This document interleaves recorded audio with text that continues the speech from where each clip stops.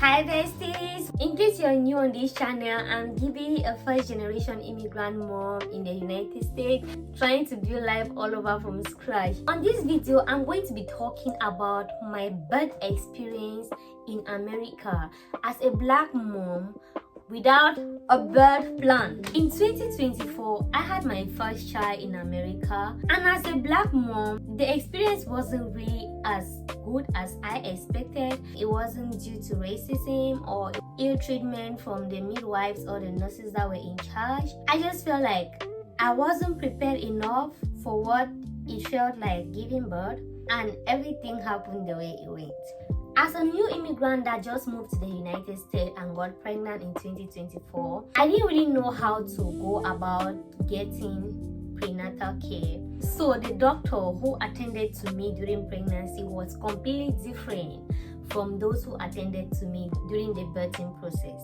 Towards the end of my pregnancy, I got recommendations about looking for a doula as a black mom who wants to go in for birthing in the United States.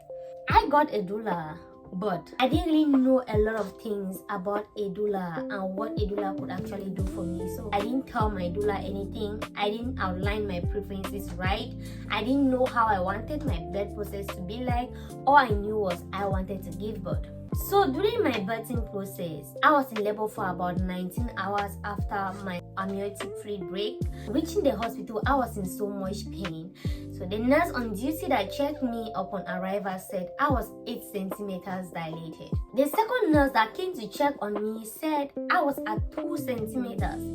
The distance was so wide between what the first nurse said and what the second nurse said. I didn't really know who to believe at that point, so I immediately asked for an epidural because the pain was too much on me. My waist was hurting so bad. And by that time, I had no knowledge about the whole birthing process or about epidural. I didn't know that the epidural was just going to make me numb down there, make me feel like a paralyzed person. So after having an epidural, I couldn't feel my legs anymore. Everything felt so numb, so I just stayed at the same position.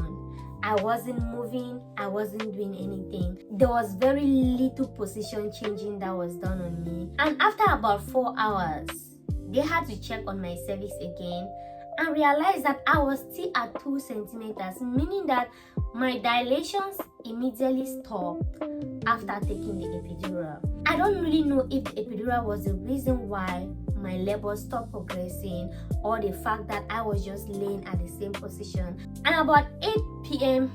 in the evening, when all the nurses attending to me had actually just closed and gone home, I had a new set of nurses come in and I was asking, what's up? I was already smelling. My amniotic fluid was almost completely leaked out. And at this point, my baby's heartbeat started falling. And at a certain point, I felt like I needed to drink water. I just took a sip and immediately I felt like throwing up. I started vomiting. I suddenly felt this chill within me.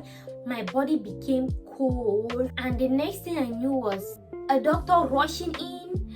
Oh my God, we are losing the baby. And a whole lot of nurses started rushing into the unit where I was.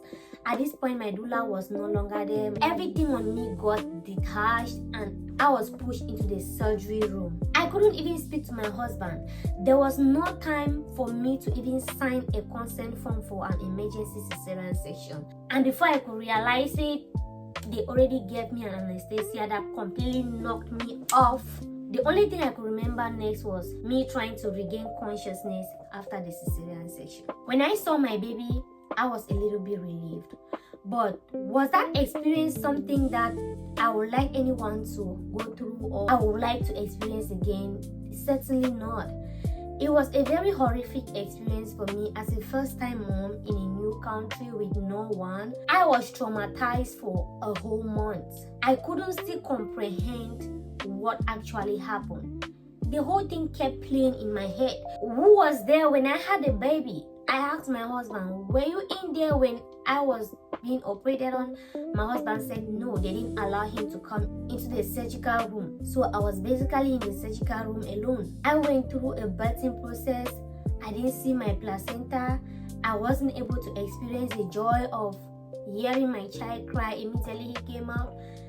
I didn't actually just experience anything. It felt like I just went to the hospital and came back with a baby, but I didn't experience that process of having my baby. I've really been trying so hard to heal from that experience, and it's not something that I really wish for any mom to go through.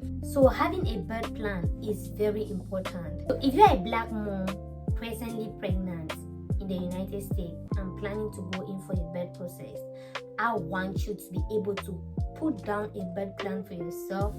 I will be dropping a next video about a birth plan and how you can actually go about to make a birth plan for yourself as a pregnant black mom. So if you found this video helpful, like, subscribe and comment, and I'll be meeting you in the next video. Bye, Besties.